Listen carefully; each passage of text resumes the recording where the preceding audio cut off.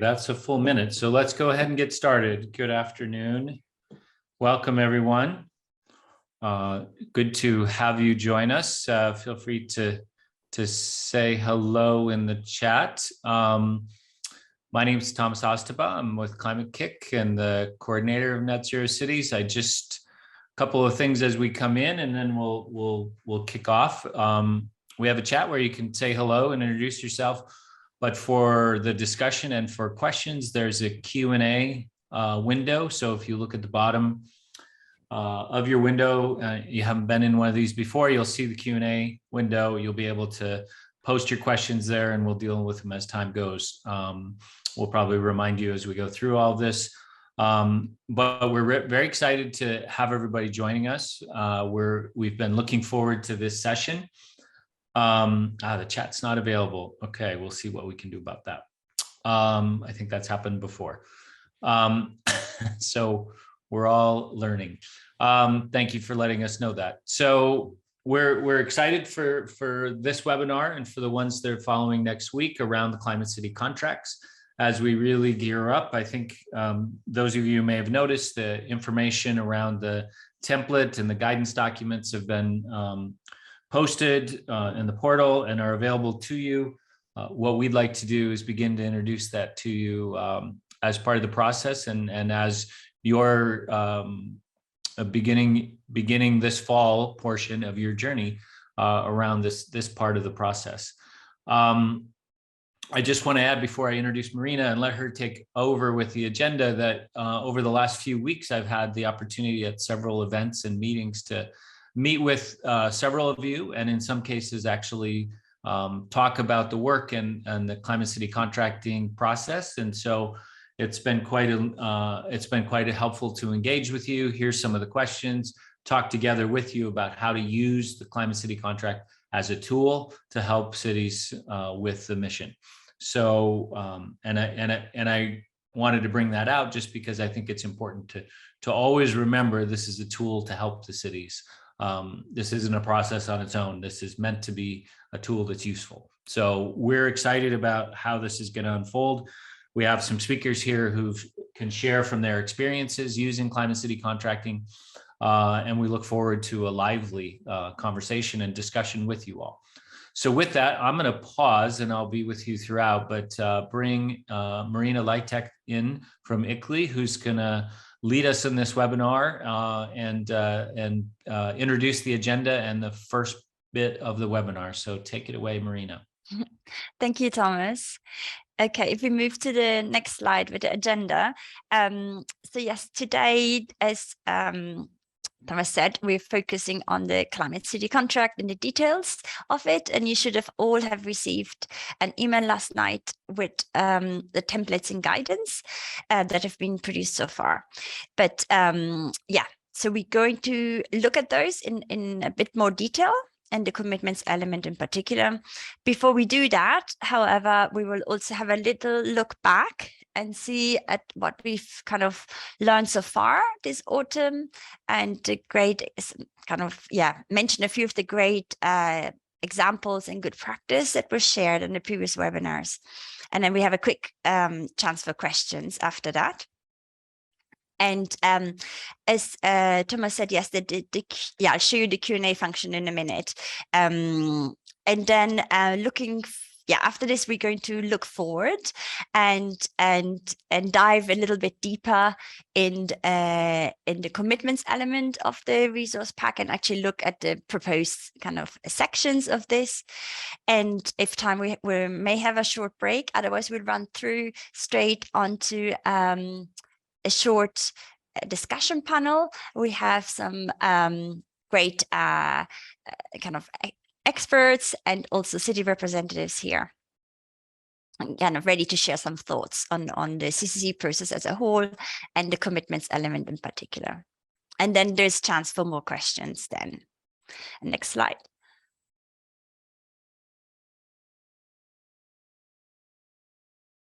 So on the questions, as Thomas said, maybe the chat isn't working yet, but don't worry, because the main function that we will use is the Q&A function. And I'm sure you're all familiar with this by now, but there is a button, a the lower part of your screen. And then also you can vote kind of for other people's questions. And then that will help our colleague, Juris, who is helping us today to pick out kind of key questions that you're sharing. And yes, I haven't got a chance to really introduce everybody, but yeah, we've got Thomas, and then I'll introduce you to the panel later today, later in just before the panel session. Next slide, please. Okay, so just very quick recap. We've covered this several times now, but the Climate City contract is it's a governance innovation instrument that builds on the knowledge that you already have and all the fantastic work you're already doing, and is trying to look at ways to overcome your key barriers and also seize the opportunities that come with embarking on this journey to climate neutrality by 2030. And one of the key objectives is to enable this transition locally in your city, but also to enable you to become frontrunners and experimentation hubs for climate neutrality, and so potentially for other cities to learn from you. And it is the backbone of the EU mission and 100 climate neutral and smart cities. And the expectation is that throughout, over the next few years, all mission cities will sign a Climate City contract. And the way we've envisaged it as part of Net Zero Cities, it is one living document, and that's made of 3 kind of subsections. One core section of commitments that we will focus on today, and then the action and the investment plan. Next slide, thank you.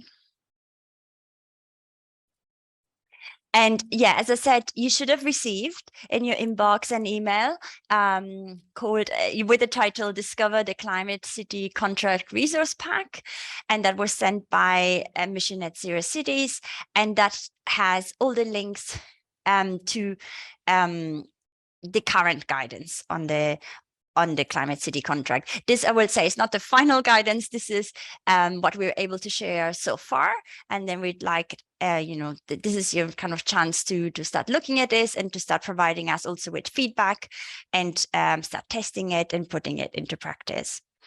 In addition to the kind of to the guidance and the templates, there's also the climate transition map, and I'll talk a little bit more about that. That's now in an interactive format, and maybe later on one of my colleagues can share the direct link to it. But if you go into the portal, you'll be able to hover on the map and click on different sections and access content and resources of linked to each kind of phase of the climate transition map. If you haven't received this content, then please check your junk mail or inbox, or notify us at the email below. And yeah, and basically this guidance is the kind of suggestions for the end product. So this is how it would look at the end of quite a long process of things you're already doing in your city, and maybe new things that you will bring in. Next slide. And in terms of, this process, as I said, that the best place to kind of, so today, later in the second part of this session, we will talk about the documents, how they may look at the end. But if you're thinking about kind of more how to get there, the place to look would be, for inspiration, would be on the climate transition map. And then there is a link below there on how to access it online, and we'll share it we'll post it as well for you to access. Or if you go on the portal, it's very obviously on the left-hand side and it's easy to find.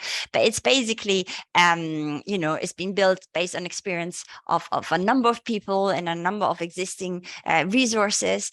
And yes, and the contract captures the outcomes of this kind of longer process that this describes. And next slide.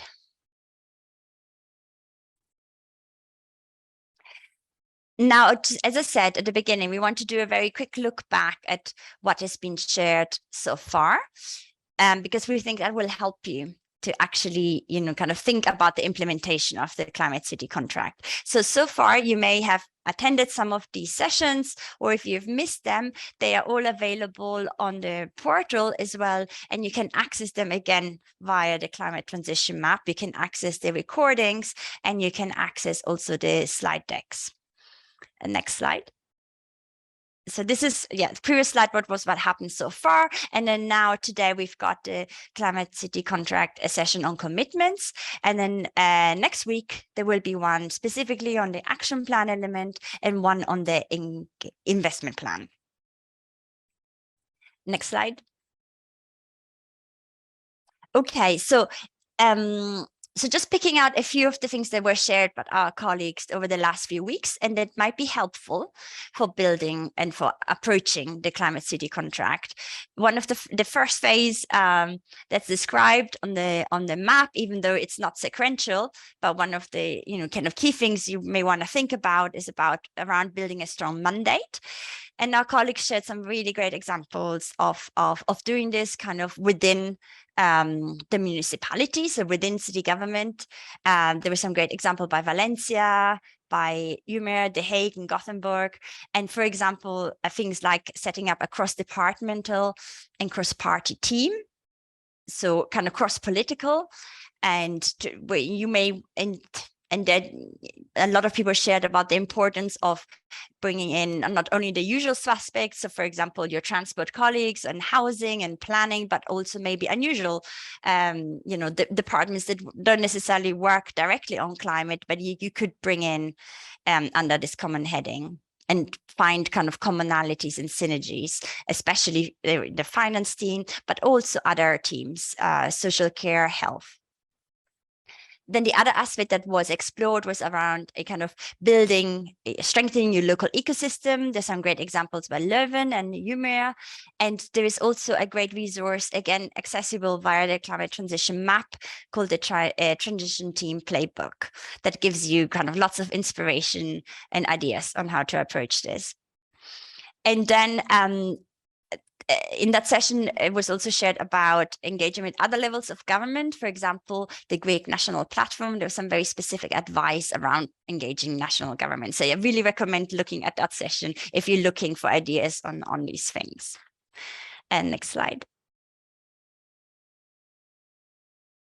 And then next, our colleagues, including Max, who is here and can maybe expand and answer any questions on this later on, is about kind of the inclusivity kind of aspect and activating an inclusive ecosystem for change and what we mean by that. For example, including, if you're trying to members of the public to participate, addressing barriers like childcare, intentionally building trust, and so on.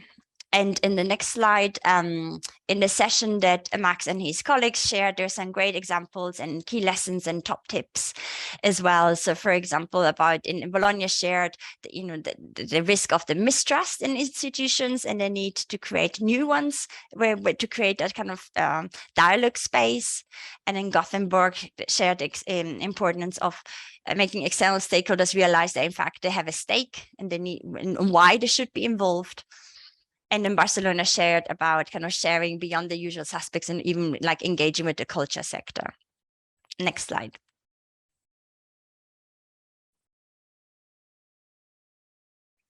And yeah, here's some thoughts on why this is helpful potentially for the Climate City contract. Mainly is also increasing how efficient you can be, but also your legitimacy and your long-term commitment. Kind of, that this work kind of can survive political cycles as well. And here's a few questions around things that you might want to think about if you haven't got them already.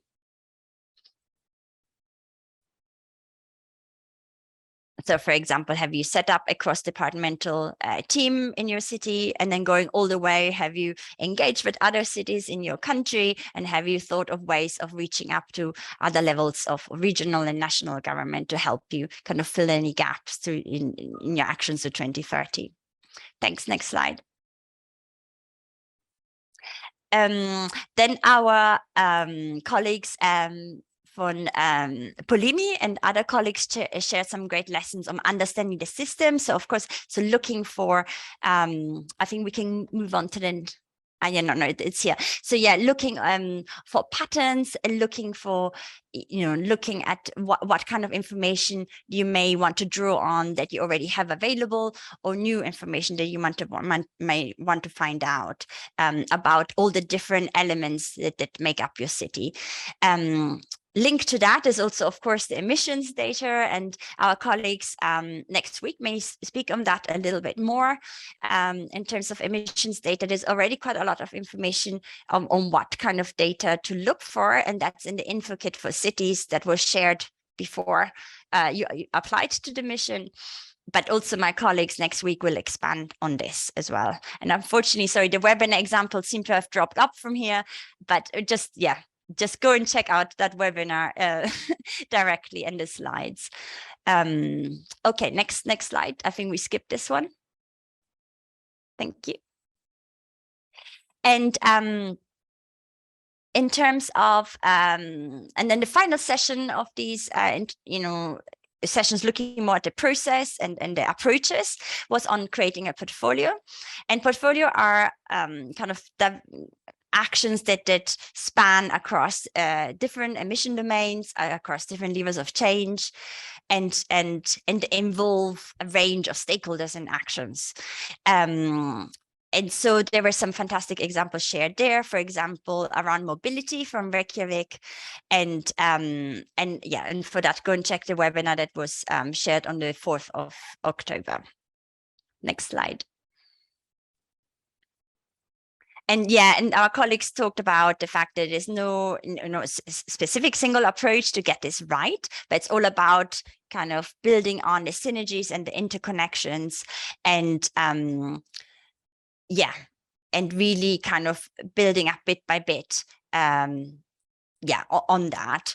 And there's some great examples as well, it's particularly shared by Oslo around the climate budget approach that you may find of relevance to your city as well.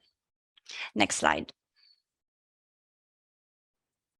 And so, so why are these elements helpful to the CCC process? Because basically, the understanding the system can help you understand key barriers, who your key emitters are in the city as well.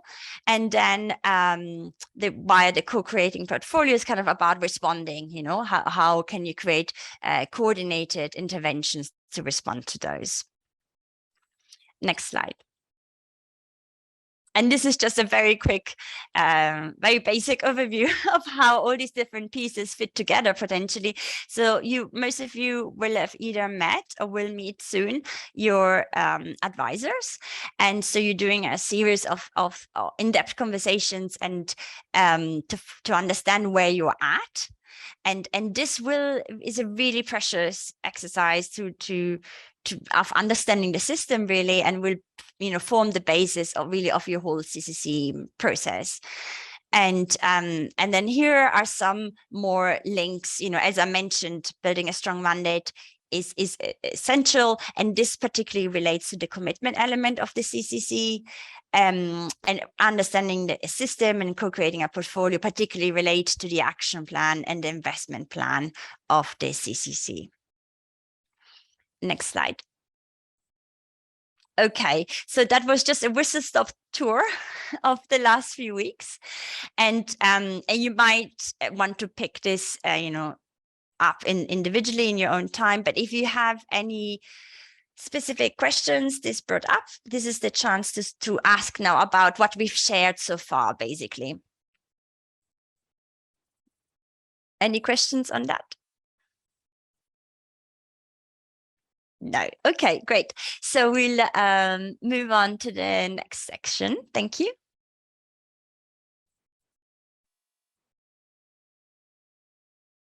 Okay, so we'll have a look at the Climate City Contract template and guidance. Next slide. And as I mentioned before, this is this is, yeah, so it is linked to the climate transition map. It's also linked to the quick reads. So you may have found those in your explorations of the portal. The quick reads are currently found if you click on the left-hand side on the onboarding module, that takes you to kind of an introductory video of Net Zero Cities, and then it takes you to a series of quick reads, which are short introductions of different areas, of key areas of Net Zero Cities. And there's one on the Climate City contract there as well. And this will be further updated over the next few weeks. But in the meanwhile, you can also access the templates and the guidance from there. And next slide.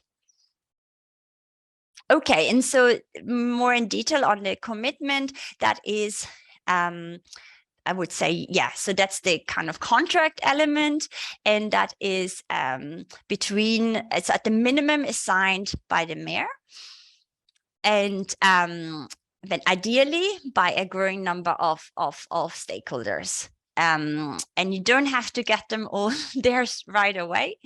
This is will be an ongoing process. So the first iteration, so the first version of your contract may only have a few of the stakeholders that you have in mind, but over time, the idea is that through this process, other people will other stakeholders will join on. I don't know, Thomas, if you want to come in here actually and talk a little bit about this. Oh, yeah, feel free to come in at any point. Yeah. Sure, I'm happy to maybe just briefly speak to this in particular, and this will start to come to life a lot more when you hear from some of the folks in the panel. But the idea of bringing together these commitments is really to help to figure out how to mobilize the action that's necessary for the scope and scale of the mission. And so we know that we're going to need to come together as cities with key stakeholders, ideally with regional and national government representatives as well, to really make commitments together on how to best enable this sort of action to take place. We also know that we're not going to be able to get everybody we want right out of the gate, that it may take some time to pull together all of those stakeholders. And as you listen to the panelists, it'll be good to note how they've gone through that process and what choices that they've made in trying to pull folks together. I think we know that there's always a risk that bringing together certain stakeholders around a particular commitment could take months, if not a year or more, to pull together, and that may slow down the whole process. And so we want to make sure, in working with you, with the city advisor, that we're avoiding those scenarios where everything gets ground to a halt by a long extended negotiation. So those are the kind of things we'll want to talk together today as well, going forward with your city advisor. So thanks, Marina. Thank you. Okay, so yes, so basically it involves the city administration and as many stakeholders as you can get. And it could involve the regional and the national levels as well. And we will hear from our colleagues in Sweden where the regional and national level are, they're working on that level already. Okay, next slide. Okay, so in terms of this proposed structure of this element, we sometimes refer this to the core contract, but the idea is that this would capture the key elements that also you may want to share with the public. So this is whereas the action and the investment plan may be more technical appendixes that the general public may or may not dive into, but this piece is more likely to get a bit more external scrutiny. And so introduction, clarifying the goal, looking at identifying the key priorities and strategic interventions. Then we propose a section on the principles and processes, so how you intend to work kind of going forward, and how describe how you've got to this place and how you intend to work going forwards. And then the signatories and the actual contract piece. So there's two ways in which this could be used. So you want the key contributions of this your stakeholders to be involved in the core contract, of course, but you may need to add in the appendix more detailed, more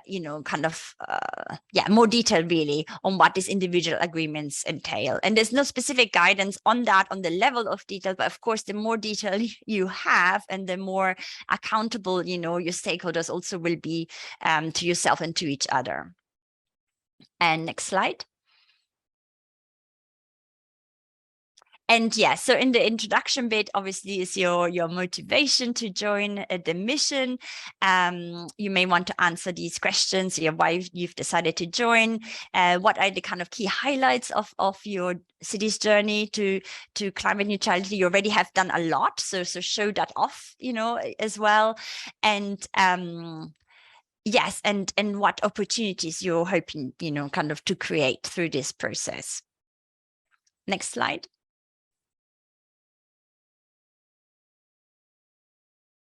And then in the second session, you would describe the goal, which is set, climate neutrality by 2030.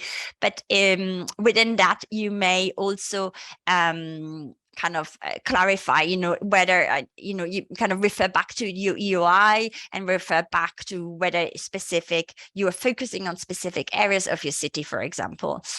And it should be supported by a council decision, which is, common also in other similar approaches, and ideally and recommended by a wider stakeholder group.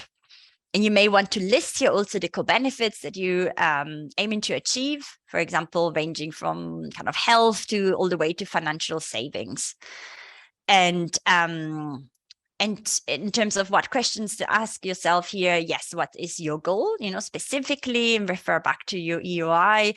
And does your goal cover the entire territory, or what areas exactly does it cover? Next slide.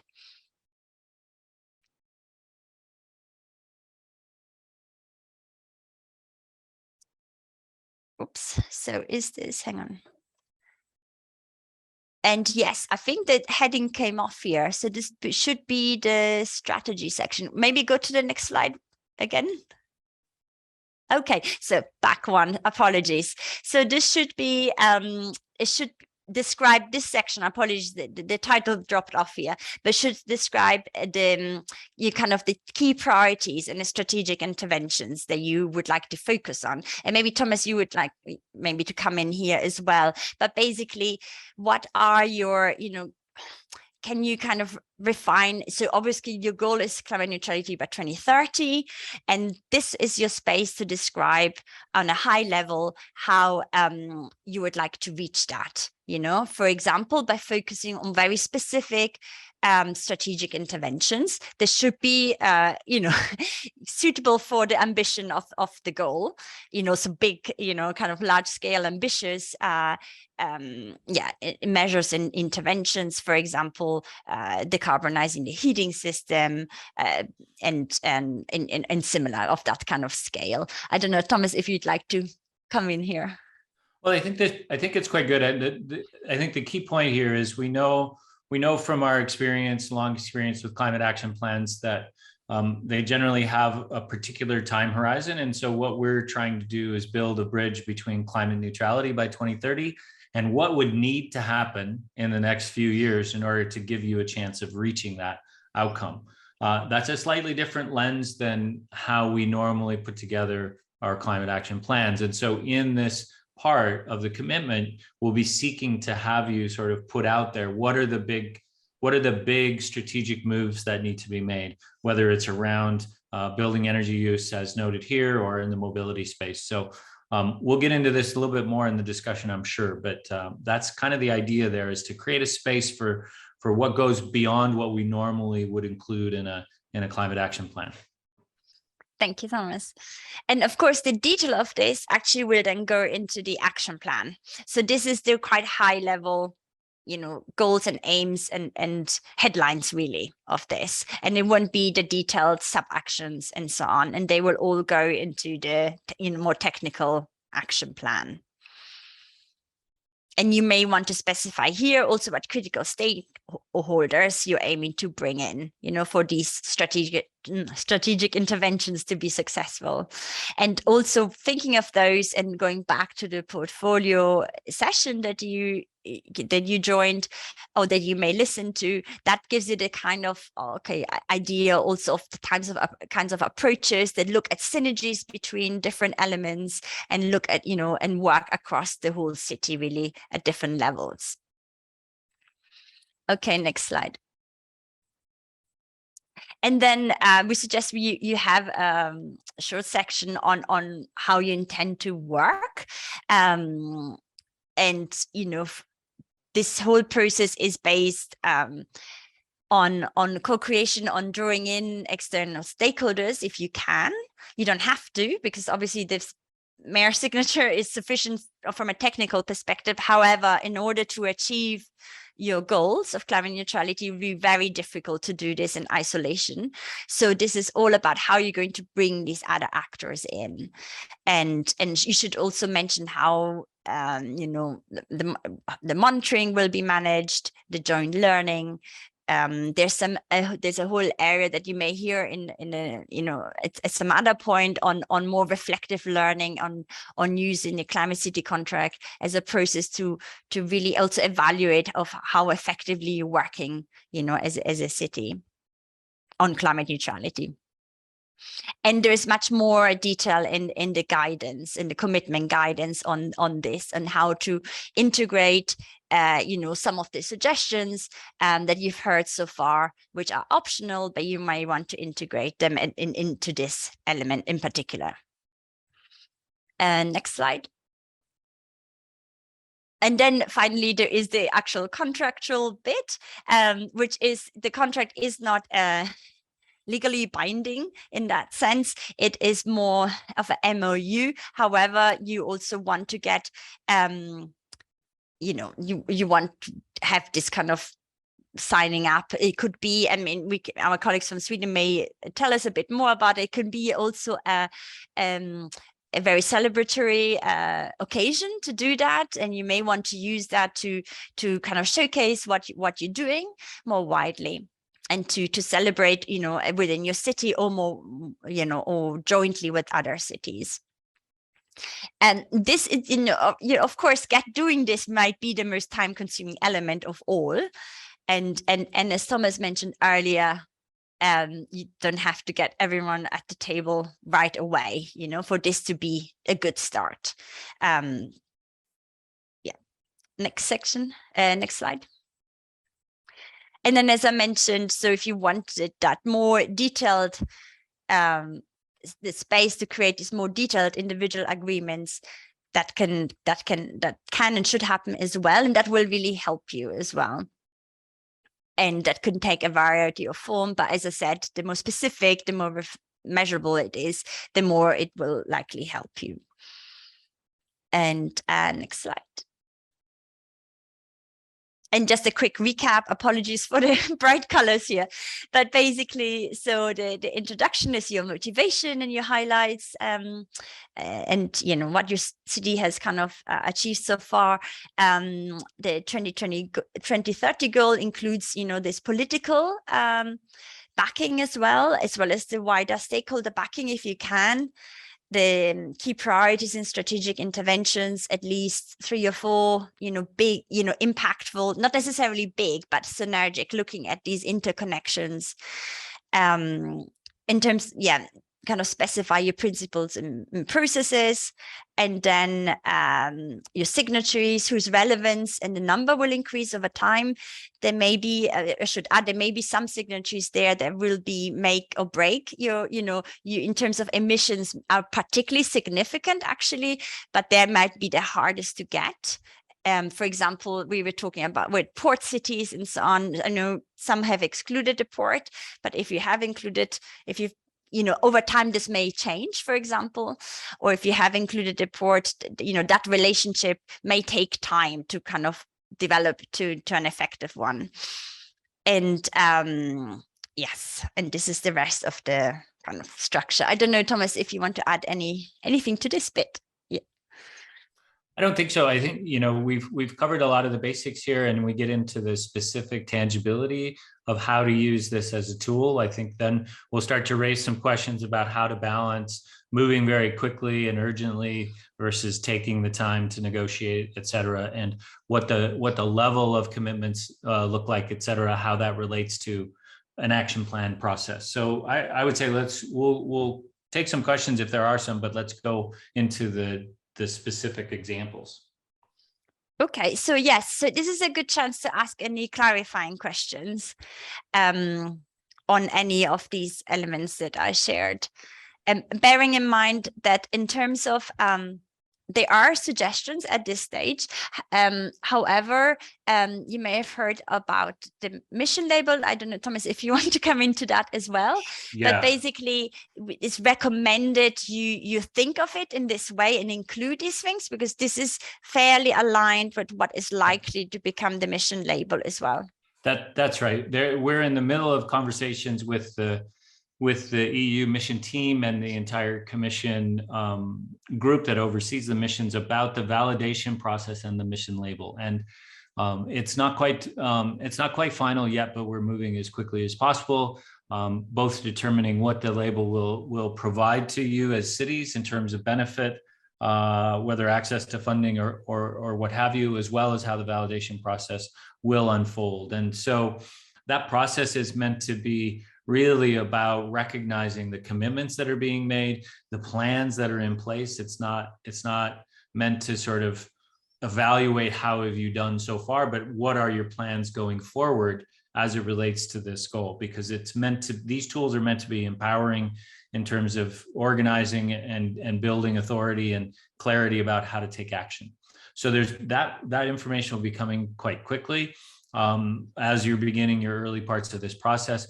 We've designed this and tailored this based on initial feedback, so we know it's well aligned with where that's going. So I think while that's still catching up, we've got a pretty solid handle on what you're going to need to include at this point in the process. Great. So this is a chance to ask questions if you want, and I will give you a couple of minutes to type any in the Q&A box, and otherwise I'll be introducing our panelists who have also, will be asked some questions by us.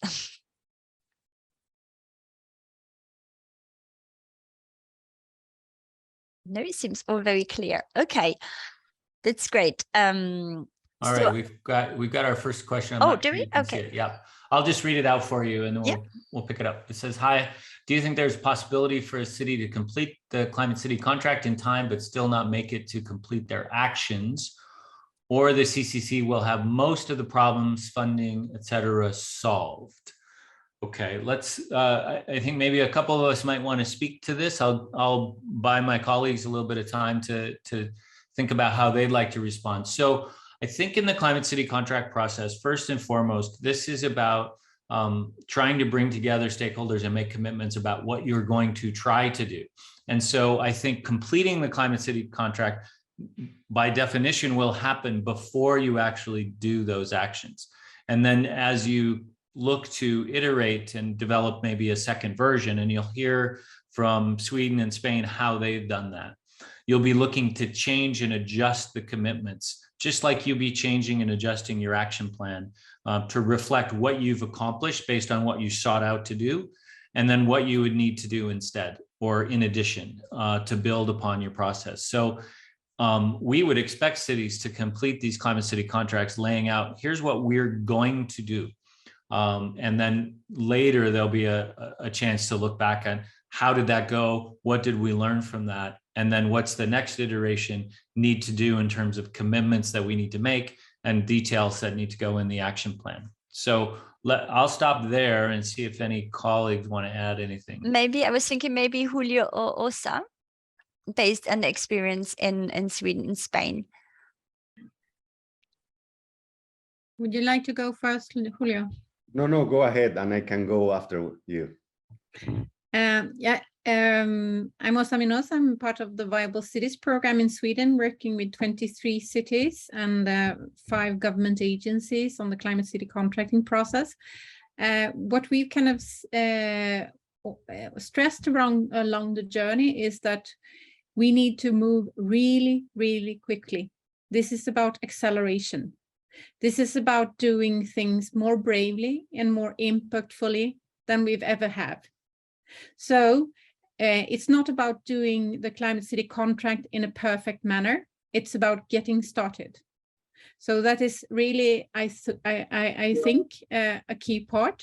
So you have to start where you're at and mobilize from where you can, and involve the stakeholders who are willing and able to kind of do strategic interventions that will get you ahead, and get the mandate in place for different actors to kind of come into play and work with the city level and different levels to make change happen, basically. I couldn't agree more, and it's hard to complement anything that you both, Thomas and Åsa, said. So I would just want to add to focus a bit again on the process. So the Climate City contract as a process, not as an endpoint.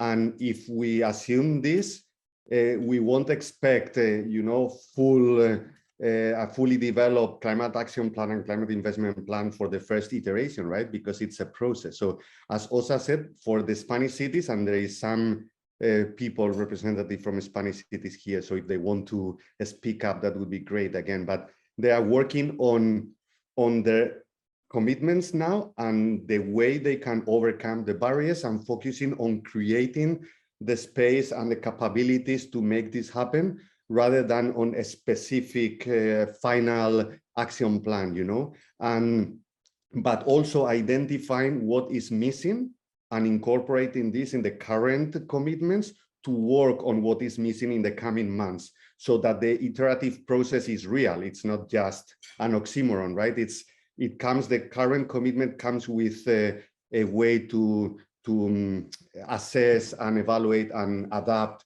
in the future iterations. Great, thank you, Julio and Åsa. And to add on the detail of the action plan, there may be actually a bit of detail requested. So our colleagues next week will expand on that. But of course, you won't have that for every action, you know. So for the actions that you have, there's the encouragement to share as much detail as possible, including financial. But for the ones where there is the gap, you know, it's just, yeah, how are you going to approach those? So yeah, thanks for bringing that up.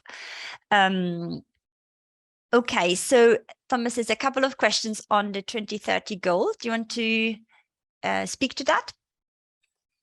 Sure do. I'll pick up this first. The 2030 goals can be defined in coherence with the actual baseline of the municipality in the Covenant of Mayors and integrated in all other related sectorial plans of the city, or based on 2018 as you recommend in your guides. All right, so I'm gonna make sure that we come in and answer this fully, and including our colleagues on the action plan piece and the guides. But what we're looking for in terms of your goals, I would say first and foremost is going to start from a forward-looking perspective. It has to be anchored in a baseline, and as you note, you've already perhaps had well-established baselines through your work with the Covenant of Mayors and so on. Building off of that is perfectly acceptable. And we would be more than happy to see you do that. What we're most interested in is where you're going and what your progress is going to be in terms of your commitments to and your action plan steps towards satisfying that goal. I'm gonna just pause and see if somebody wants to specifically talk about the 2018 piece in the guide. I think our colleague Roman is joining later, so if we leave that question there, okay, we may be able to pick that up later, or also Eurus, you may be able to do that. But let's come back to that one later. Thank you. Okay, so if there are no pressing questions now, we'll pass.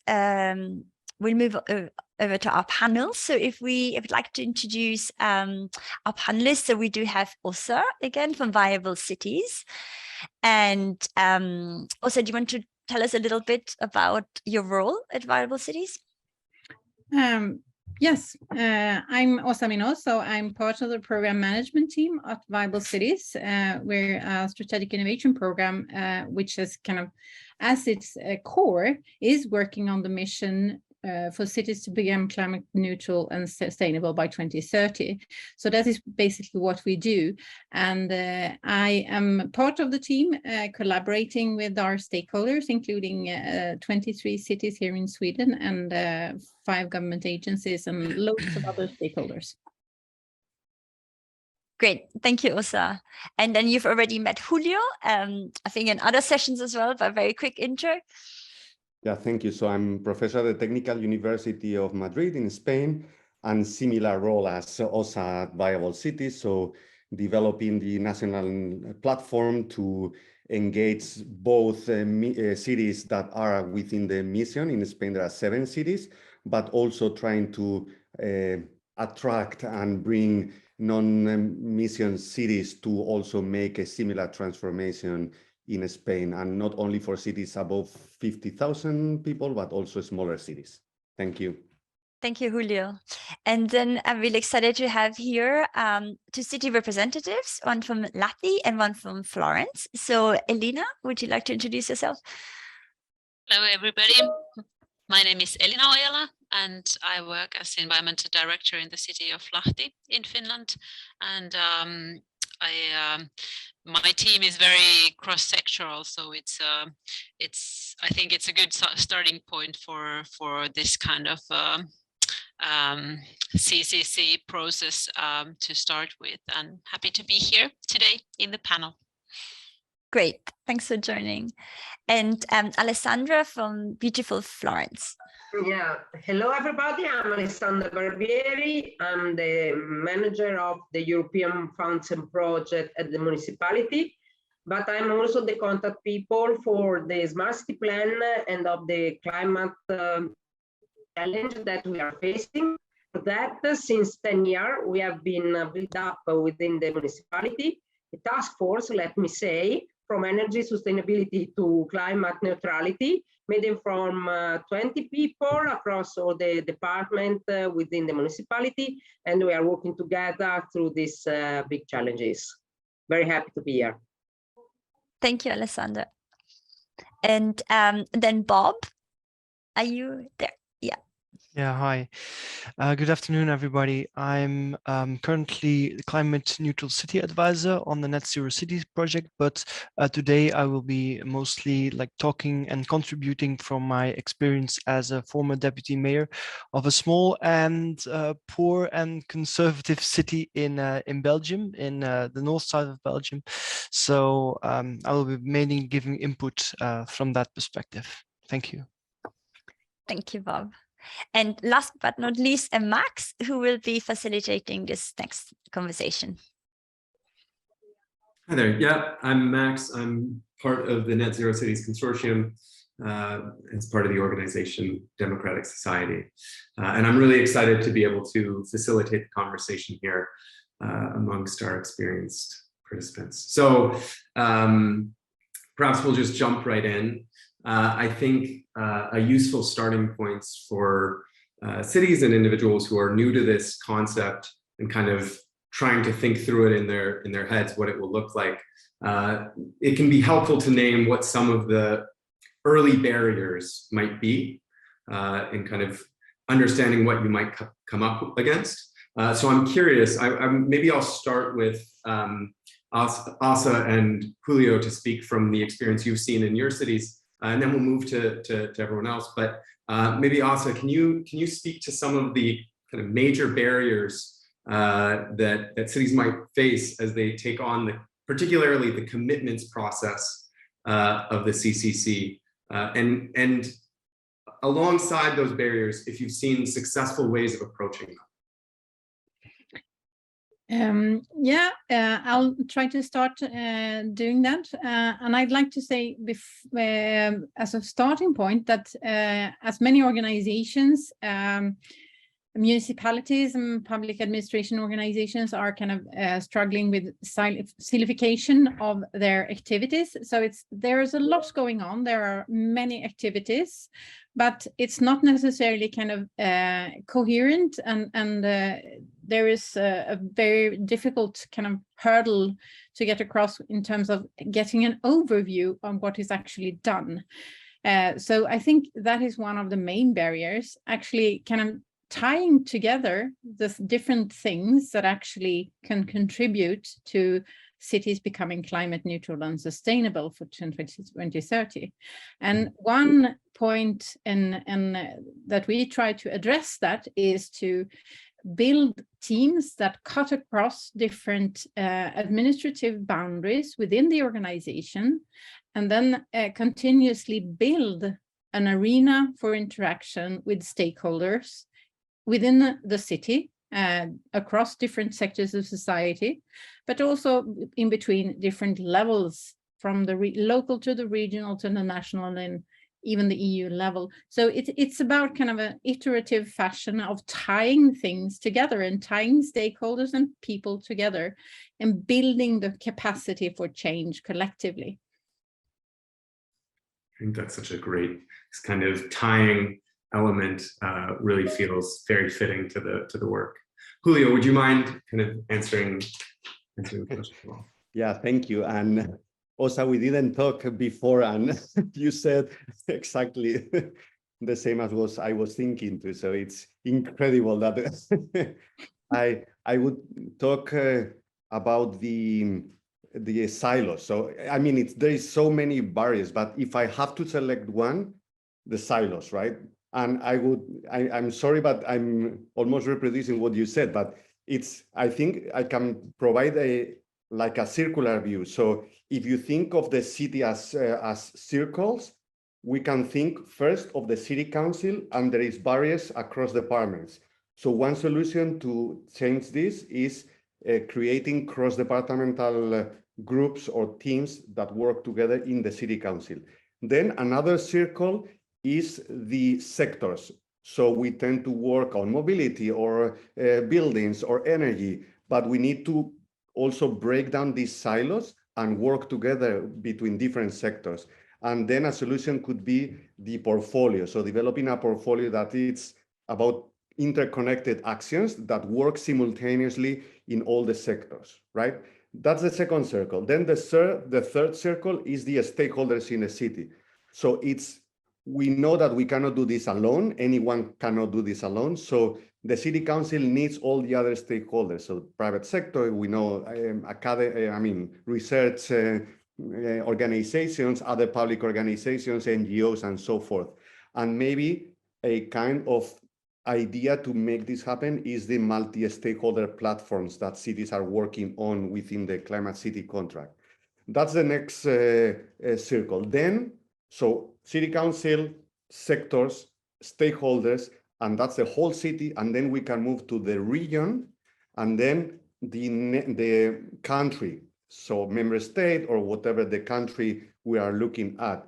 And to solve these silos that we have between regions and in the country, I think the national platforms or the regional platforms can do this, because it's a way to connect the city with different government layers, so with the multi-level governance.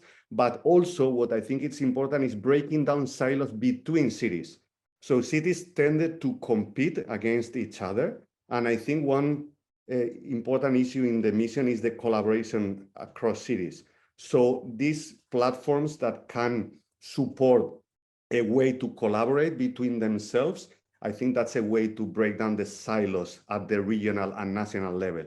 And finally is the European level. And we have silos there within the European Commission on different, and on also between cities across Europe, because we don't collaborate that much as well. And I think that's the role of the mission and the Net Zero Cities as a platform to really, break down silos between cities at the European level. So that were my insights. That's brilliant. Thank you, Julio.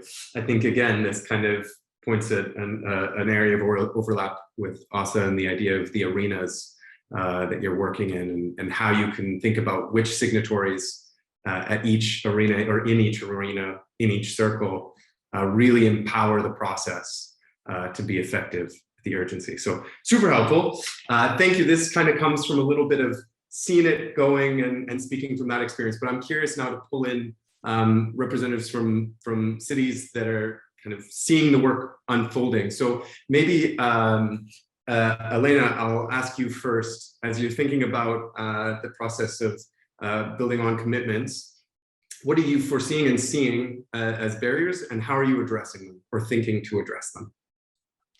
Thank you. First of all, we have very strong commitment, city-wide commitment of becoming carbon neutral already by 2025. And so the city council is very committed, and also many stakeholders. But for us, of course, this kind of commitment means that we need to take the stakeholders even stronger to work with us, and also to kind of encourage the stakeholders. And what I've seen so far with the city's mission, I think the biggest challenge has actually been communicating about this city's mission, because it feels like it's just like another EU project or another EU program, but instead, of course, it's a lot more. So to me, it seems like there's a lot to do in order to just pass on the message in our local level, to get the people involved and as excited as we are.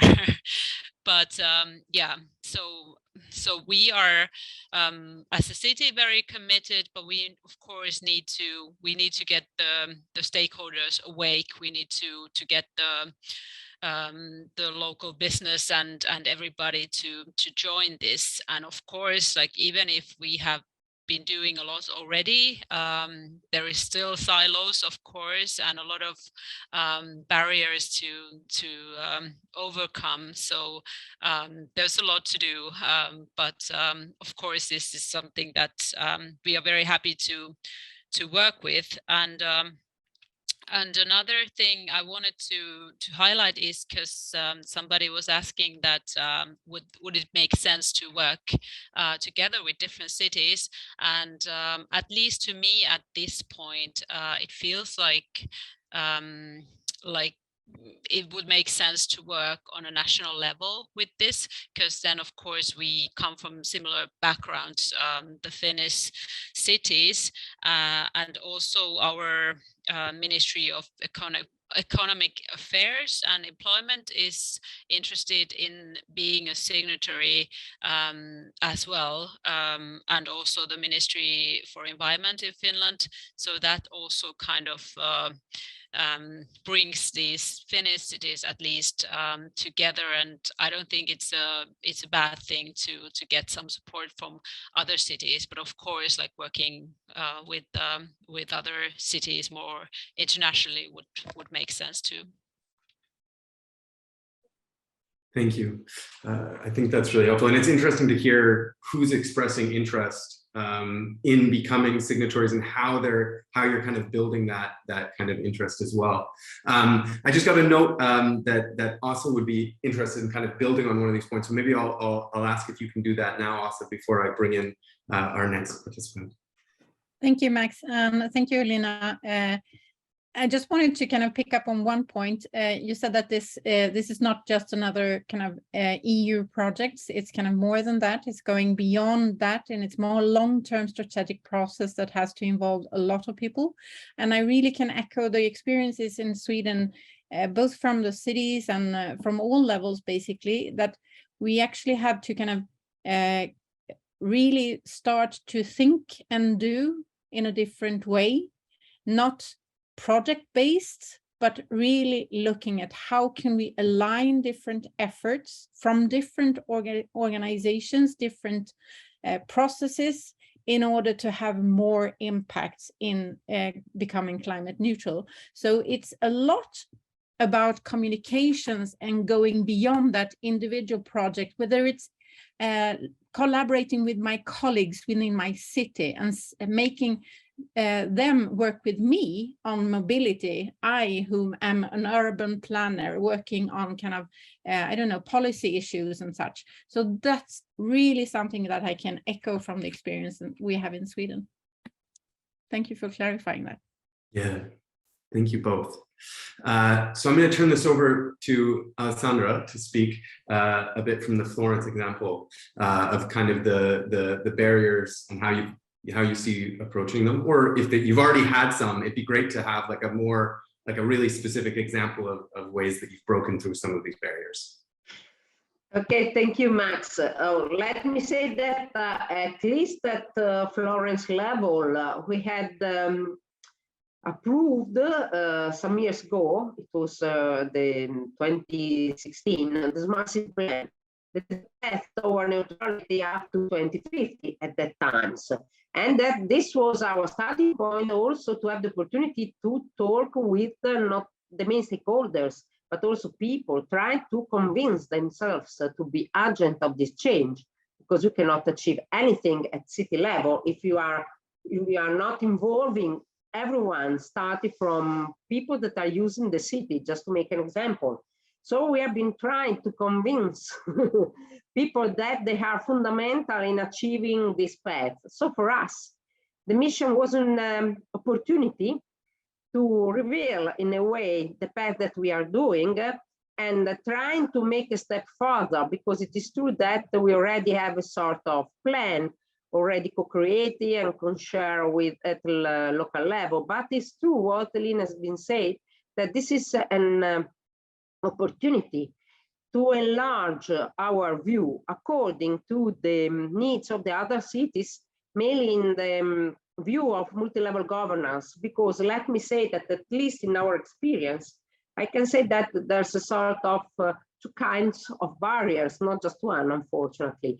And one that is the strongest is the one that is not up to the cities, that are the legal and energy framework forced, or the cultural heritage that are boundaries that you have to face with, and you cannot decide at local level. So this is a real big opportunity for us to work together as cities, as regions, at the national level, to find a way to take this path together.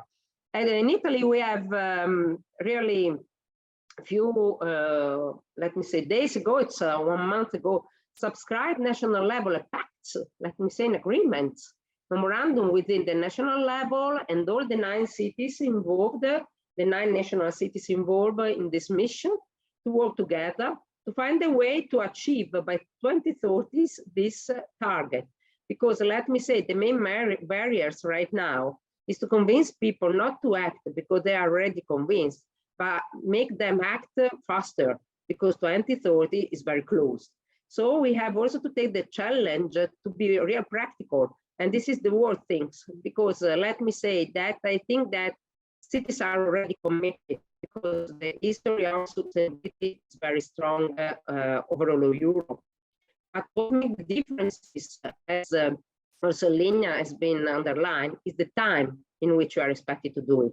So I believe that the 2025 is amazing, and I really congratulate Lina for this challenge. But for a cultural heritage cities as Florence, 2030 is something amazing too, because that means not to start today, but to reinforce the path that we already have done. And I really hope it will be our opportunity to break the silos at the level.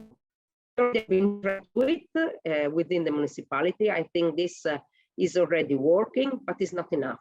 So we have been trying to have this working group as a real one, not only internally, but also externally with our stakeholders.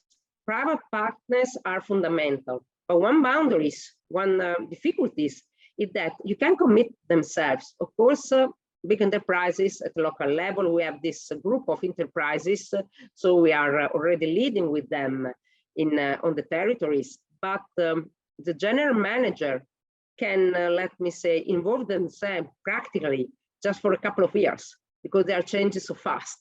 So they can take the commitment, but practically when you are asking how we can do, what you can do to help us in achieving this role, then start the real challenge for us.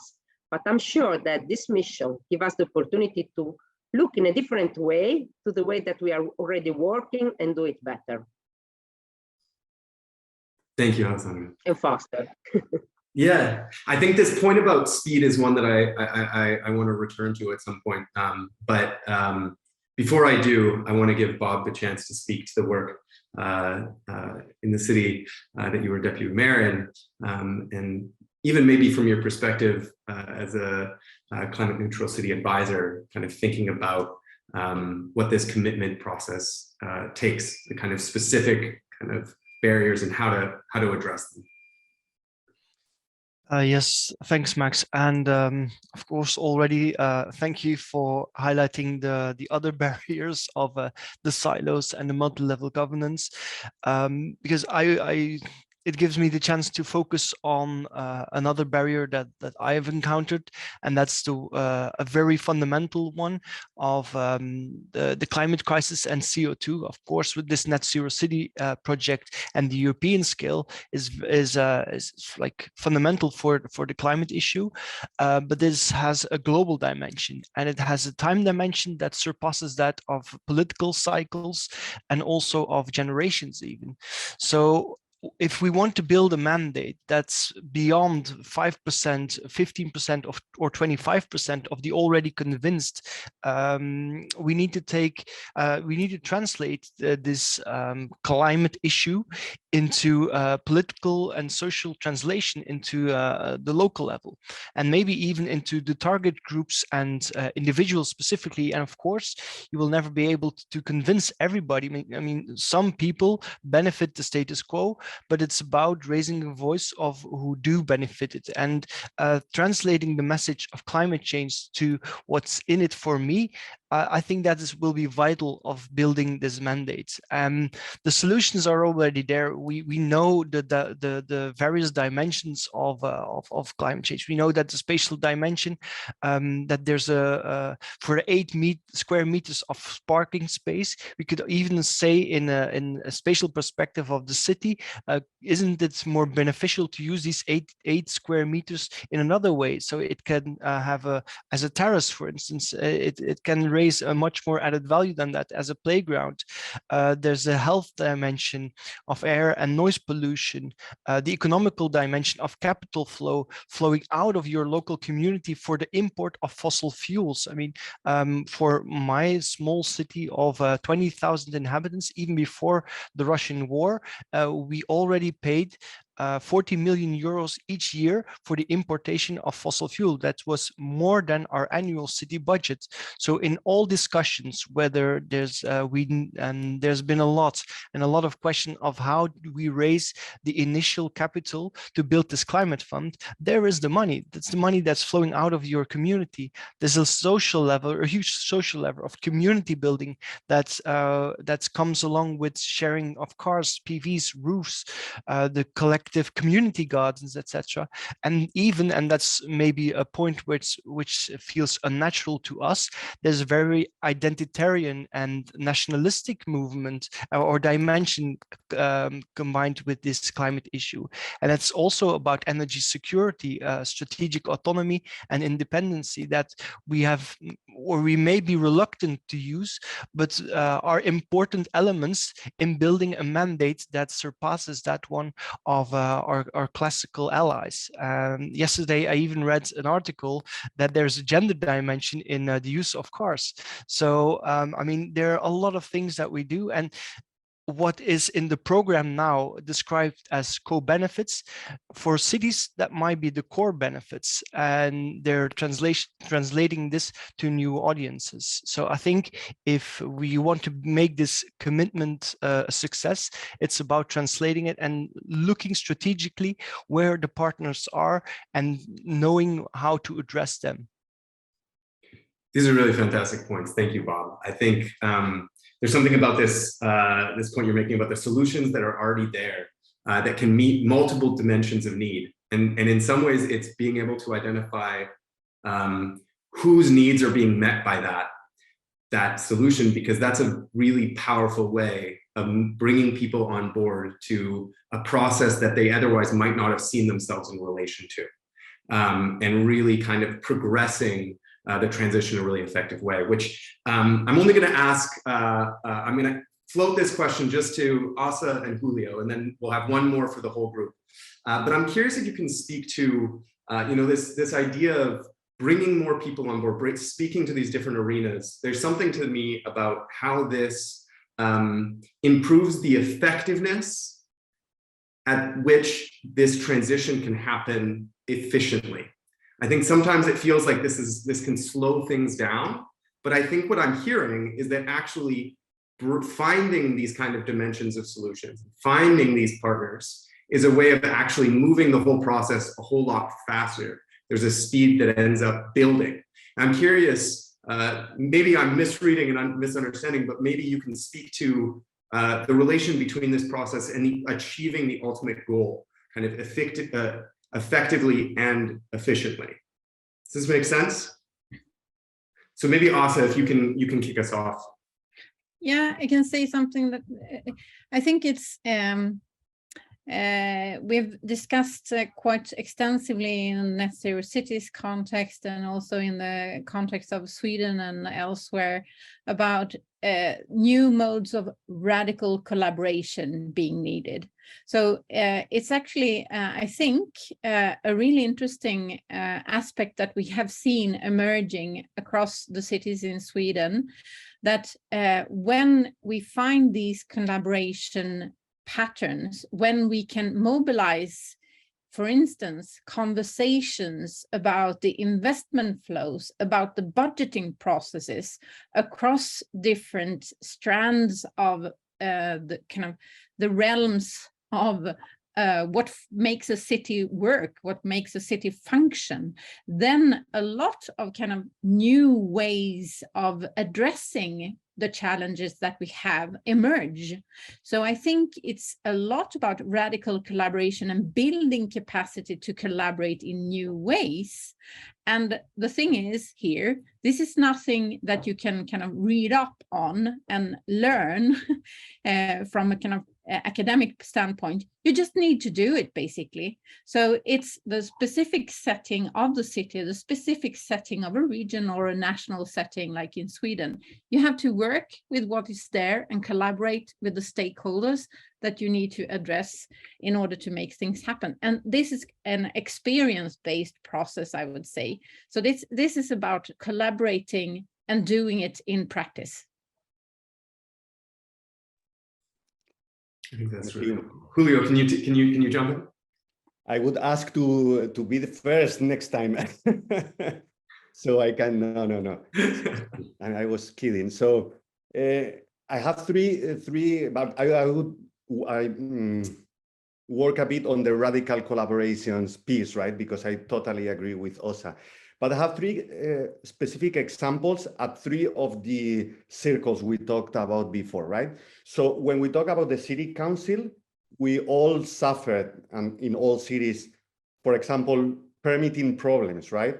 And for example, in Spain, there was some projects on transforming some school environments, and where there is, the permissions are spread out different departments in the city council.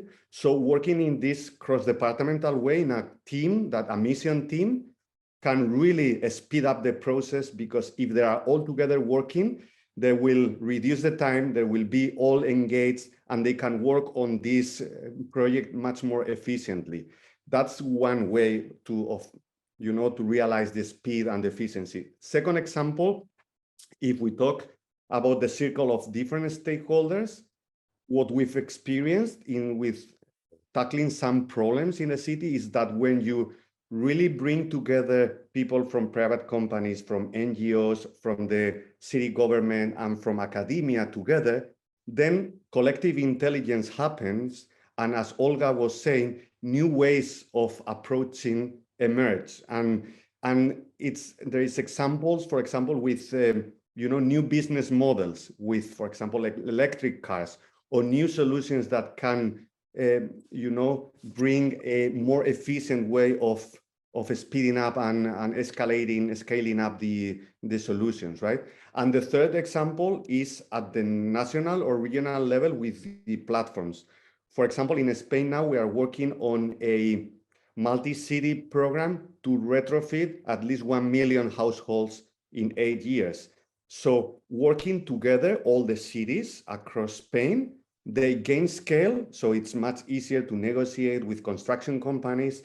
They attract funding more easily because they lower the risk, and also they can change their regulation at the national level that is sometimes stopping the process. So they can overcome all the barriers that come along to a process like this when they collaborate between themselves. So these are the 3 examples I have. Amazing. Thank you, Julio. I'm actually going to ask Elena to jump in as well on this and speak to kind of how speed has been factored in on the work you've been doing. Yes, thank you. I feel like when talking about speed, it must be a lot faster to make the commitment paper as such if there aren't so many stakeholders. But then when you think of the implementation, it's really difficult to run these kind of big changes if you don't have the people, the stakeholders committed. And this commitment you can only get if you involve them at the earliest possible stage in the process. So I think we all have bad examples on different plans or programs where stakeholders or not enough people cross-sectionally have been taken into account, and then you have problems with the implementation. So in a longer run, it really pays off to involve the people at the early stage. I think that's really helpful and almost a helpful kind of point at these commitments and the process of building who the signatories are and when to bring them on. Alessandra, I think you had a point to build on this as well. I'd be curious, especially, sorry, I'm going to kind of frame this a little bit, but I think there's a really interesting and important insight related to the private sector as well, and businesses, companies that are important stakeholders in this transition as well. And I'm curious about your kind of thoughts on this public-private kind of intersection and how to do this work. Yeah, thank you, because I think it's also relevant within this multi-level governance that is needed to achieve the target, to achieve this goal. It's also to have a look to the win-win collaboration that is possible to achieve within this contract, also with the public and private partnership, because it's also a matter of data, at least for me, because all our knowledge is passing by data. If we have the proper information, the right one, we are able also to choose the best solution, let me say. And in this, within this collaboration, I think we could also take the opportunity to have this B2G, let me say, sharing system. That is also something that the European Commission is working on, because I think that have the opportunity in sharing data, the public data, together with the private data, in constructing this path, it's really win-win collaboration at all levels. It would help in sharing all the information that we have in the proper way, the right way, and have the good data to make the good choices. So we have been already started this activity within our smart city control rooms. We're putting together all the actors that are managing public services, of course, at this right now. That is also included energy efficiency systems. So we hope, thanks to this common contract, to reinforce the paths that we already started in order to have the opportunity to manage better the choices that we are are needed to be done, to be on time for 2030. So I would like to underline also this aspect, these elements. I think that's a really helpful addition. I think it speaks kind of in a similar way to Bob's point about finding these solutions and the needs that with multiple dimensions to meet. also thinking about the kind of incentives in the interests of different partners to join in and collaborate. In this case, kind of the public-private data sharing and collaboration there. So kind of identifying what brings people to the table and how they connect to this this transition as a vested partner. I think incredible addition. Thank you. Bob, really quickly, if you have any other thoughts that you want to add here, I'd love to open it up for you. Yeah, just maybe one, and it's about that this co-creation process. Okay, it can be political, but just the creating the space for this co-creation, for social and economical co-creation, for instance, from direct citizens participation in energy communities. This co-creation process can be also made top-down, and so there's a little bit of nuance. If you have one, like for instance, what we did in our city, we wrote a public procurement, top-down, no discussion, voted in the council, and it set the stage and it opened the stage for a co-creation process. And so if you will look at this net zero city trajectory and this journey, we will always need co-creation, in the sense that we will need a renovation of private buildings and industrial capital to be allocated. But the question is, should we or do we need to involve private partners each and every time we co-create a certain topic or a certain issue? So it is, especially there, if you're only with a small team and limited resources, I think you need to balance. And I'm not saying it should be the one or the other, but you need to be aware of what you're doing and what means do you have behind you to do what you need to do. As Asa also said, the time is now. It's the starting point can be anywhere, but not just with anything. Thanks, Bob. I think, again, speaking, kind of pointing at this nuance to the work and to the being thoughtful about how you begin, not necessarily exclusively where, but how you begin with whom, I think is a really helpful kind of overarching guidance. But I'm going to hand it off to Thomas to see if you have any questions that you want to spring to our participants.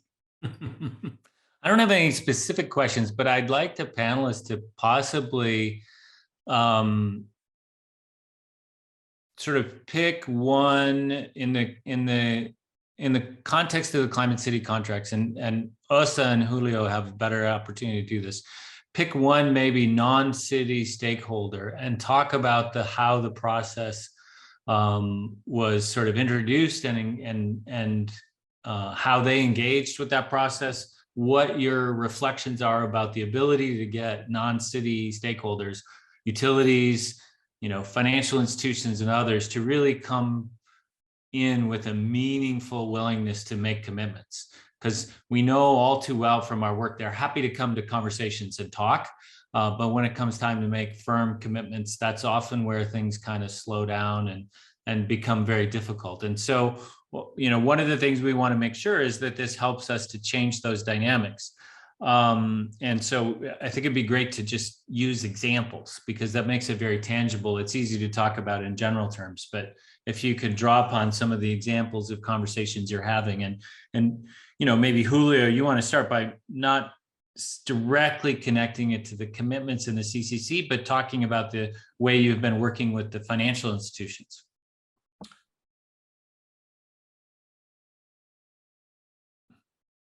Sorry, you guys thought this was going to be easy.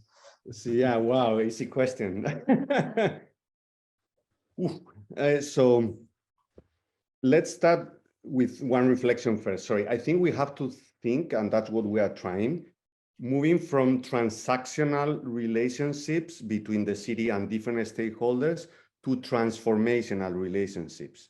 And that applies for all the stakeholders. So rather than just, for example, with the university, rather than contracting one research center or one professor to do some kind of work together to transform the city and, analyze what are the challenges and start a long-lasting collaboration to really transform the city through different instruments like City Studio, which are master theses applied to the city, and a broad collaboration between stakeholders. So that's one first thought. And second, you asked specifically about the finance sector. So we brought the finance sector to the table in Spain, and it's hard because it's still a process going on, and I don't have still like maybe very good results to show. But what we've realized is first that they speak very different languages. So it's like two galaxies, you know, so they don't understand each other. I mean, the city and the financial people, because cities think on projects, but the financial people want bankable projects and want very specific indicators in terms of the payoff and these kind of things, right? And that's a mindset that normally cities, at least people from climate departments, don't have, right? And trying to bring them together and to start, you know, at least communicating, trying to translate both languages into a common communication language. And then what we are experiencing is that we have to land this into a specific sector, although we have to think holistically and we have to work in a sector, but with the systemic view of the city, we need to land into a specific sector. And that's why we are developing the program I talked about before, about building retrofitting in the 7 cities in Spain, because we've realized that we have to prepare something that is concrete, where the financial sector can really bring the knowledge and their instruments to support and foster the transformation in those cities.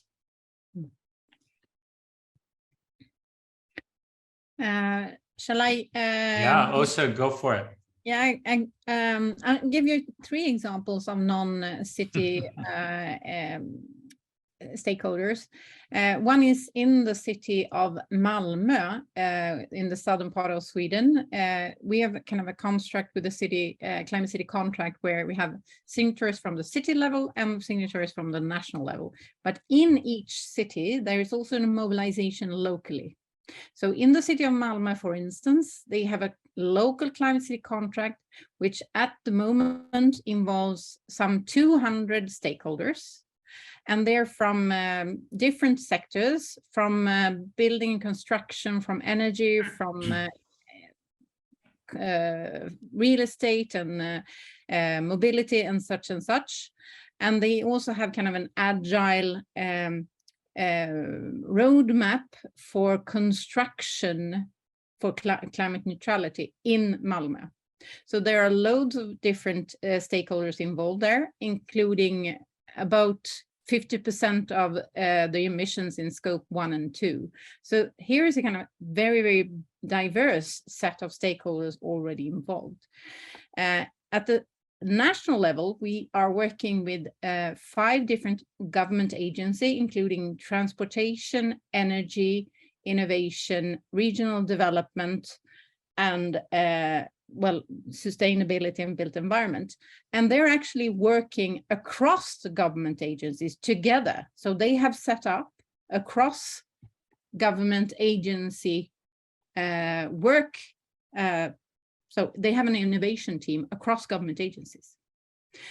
And a last example that I find really, really interesting, and also relating to the example of Lahti, we also have an initiative that was actually spurred out of the collaboration between the music industry and the sports industry regarding events as motors for climate transition.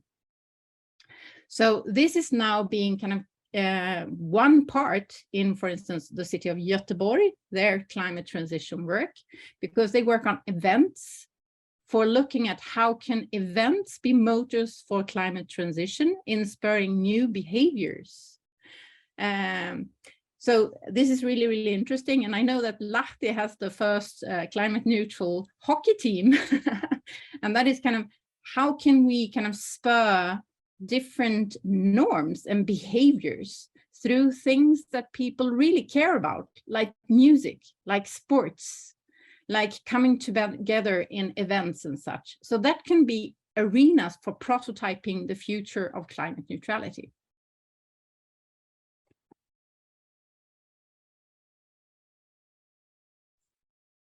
I think that feels like a very very astute place, perhaps, to wrap up. Unless Thomas, is there anything else you want to add on? No, that's fine. I was going to see if Elena or Alessandra had any observations or reflections from this around how they might think about it, but we don't have to dwell on that.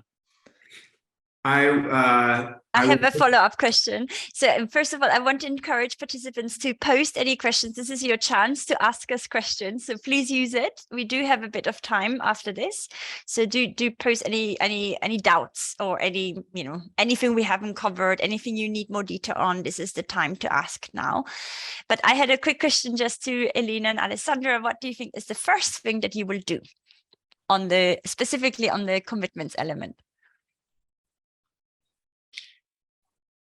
May I on the commitment element?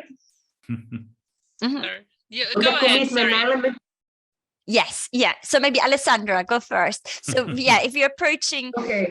you know, I didn't catch perfectly the question. Sorry. No, okay, Marina. I repeat. Sorry. So of course, you know, now you have these kind of guidance and templates, and also we're all starting and learning about what other cities are doing and getting ideas. So I imagine you're maybe starting to think about how to approach this in your city. So what is the first thing that you're planning to do or thinking of doing? Yeah, okay. The first thing is to have a special union with my task force to talk about the new kit that has been making available on yesterday to discuss all together, because we have several departments and we need to have just one approach. So the first thing is to share the suggestions that we are receiving within these packages, and then go with these packages to our main stakeholders at local level, and also to our territorial stakeholders that are the regional, the Tuscany region, and the metropolitan cities of Florence. And within this, we are quite lucky because Prato is also with us, so we are doing this work all together. Great, thank you. So a lot of energy there and some concrete next steps. Thank you for sharing, Alessandra. And Elena, what I mean, you're already, you know, 2025 is only around the corner, but you're just thinking how this new approach may help you, or what are you going to do differently, do you think? Yes, of course, this is absolutely great opportunity. And we've had a lot of discussions with the local business and with, of course, within the city organization, with the city-owned companies and everybody here. And of course, it's a good chance also to look into the unusual allies and to get more and more stakeholders involved, but also to make the commitment stronger from the ones we already have connections with and who are working with us. And of course, like university and these kind of big doers or climate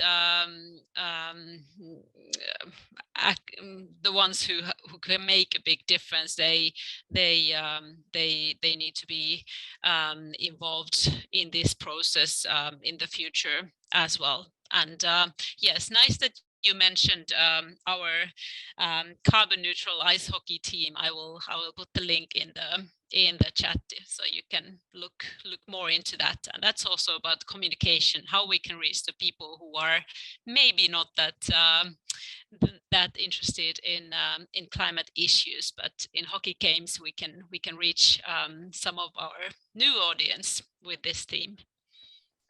Thank you everyone. And it's interesting to see, so there seem to be like two types of stakeholders, and one bringing those in for inspiration, you know, and to create this joint narrative as well, and unusual, you know, faces as well to kind of speak on behalf of this challenge. And then there may be the ones that you really want there at the table because you need them to be there because they're going to make a massive difference to cutting the emissions. So, and for that element that is, that may take longer. And then for that element, you know, the understanding the system, this mapping exercises and so on, be really important to really hone into those key players. So thank you very much, everyone, for your reflections. And thank you, Bob, Alessandra, Elina, Osa, Julio, and Thomas again. And then we'll wrap up this short panel session. And if we can move over to the next slides, we're just going to say a few words about I think we've mentioned this before, and Thomas, you can come into this again, but this is really, you know, your chance to step up and now lead the way. We you know, sharing a lot of tools and a lot of ideas here. But yeah, you know, it's up to you now to translate this kind of locally and take the bits that you need and want. And there are some knowns, so we are sharing with you the good practices and the things that we know may help, and our colleagues next week and on the action plan and investment plan, we'll share some very practical and very specific, actually, suggestions as well and guidance. However, there are some unknowns. We all know there's some little gaps to fill here, and this is great because we will help each other fill those.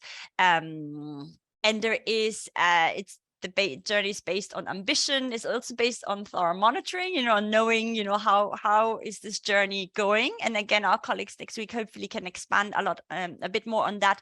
I know this is still a question in here that we haven't addressed on the base, potentially at the baseline, and it kind of linking that to the 2030 goals. So there may be some internal checking that we need to do around that, unless somebody is able to answer that now. So thanks for posting that. These are the kind of more technical questions that are really important, and that we will take that and you know, and there will be an update in terms of frequently asked questions, and this is a really important one to include in that. Is there any other questions along these lines? Please ask them now, yeah, before we wrap up this session. So do use the Q&A function. Next slide. Okay, so in terms of the next steps, we heard this loud and clear. You know, don't do this alone. You know, make sure if you haven't got a team dedicated to this, see how this can be created by bringing in people from other departments where there's overlaps with this type of work, but also unusual, you know, potentially unusual overlaps. And, or if you already have a team, strengthen it, look at your resources, look at, you know, how can this really, you know, yeah, who do you need for this journey, really? This is the first and important step. And then looking back at what our colleagues shared over the last few weeks on the systems understanding, you know, to start mapping, you know, your key stakeholders, start gathering all the data that's kind of been shared in the info kit for cities, all the, you know, the kind of baseline information that you're likely to need, and then go into the mission portal, explore the climate transition map, click around, any issues, use the contact email that I shared earlier, which is missioncities@netzerocities something, but we'll make sure it's communicated to you, you know, frequently as well, and then we'll yeah, so we'll next week there's 2 more sessions, and that will be the end of the webinar series now. So it's been quite intense. There's been a lot of input in a whole month of you know, 7 webinars. These are now coming to an end. So next week would be the last kind of input and of that format, and there'll be, and from there on we will look, you know, what you can learn from the advisors that are really speaking to you directly, and trying to pick out what the best way will be to communicate going forwards.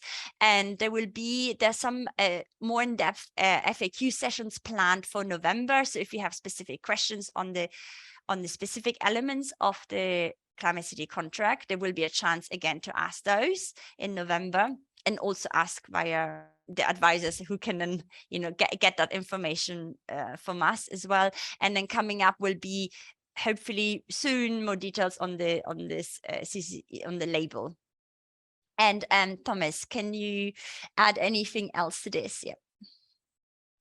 Not specifically to the details of the upcoming actions and activities, although I would just note, I think that the more that this is happening with these webinars as you're getting into the work and pulling your teams together, I think it's useful to come back to these recordings, particularly like the panel discussion, where you might find real value in sharing this with your colleagues and other key stakeholders. So I would encourage you to make use of the resource and feel free to come back to us where additional deeper conversations might be useful or you have questions. I know you'll be doing that with your city advisors, but just to reiterate the point that, this is for many of you, this is a new process, it's a new tool.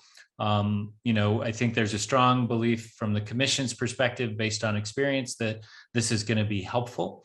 But we need to make sure that it actually is helpful. So our goal is to work with you in that regard. So I think please definitely reach out to us with any questions or follow-ups and communicate with your city advisor as appropriate. I did have one just observation or reflection once we're through this that I wanted to just open up as a possibility to put in people's minds. Want me to do it now, Marina? All right.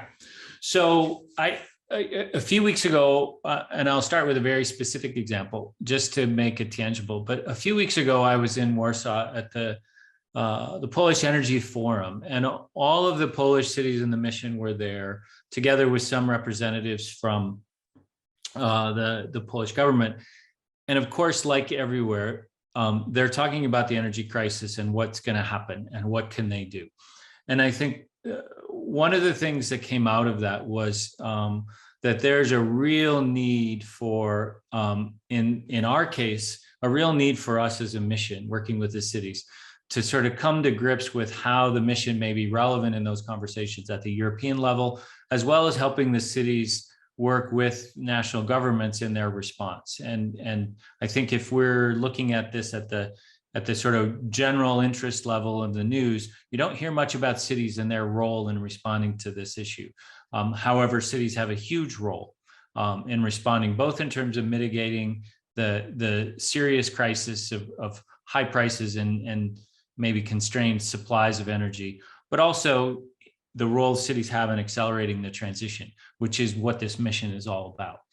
And so it occurs to me that in the context of the Climate City contract exercise, and I'm going to use Warsaw, I don't think they're here as part of this webinar. I'm going to use them as a very specific example because they have a very clear plan for how to transition their district energy network, which is quite large, from one that's heated almost exclusively from gas CHP plants.